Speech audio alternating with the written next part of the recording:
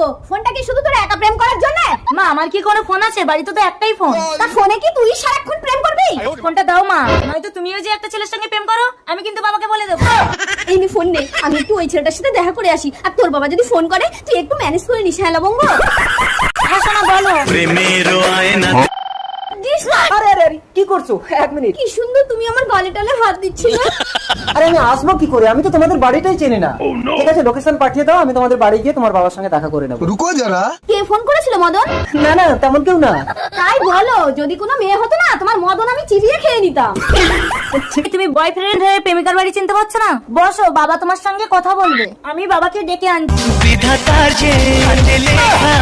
মদন, তুমি আমার সাথে প্রেম করার জন্য আমাদের বাড়িতে চলে এসেছো? ওরে আমার মদন, আমার মদন, ও মদন।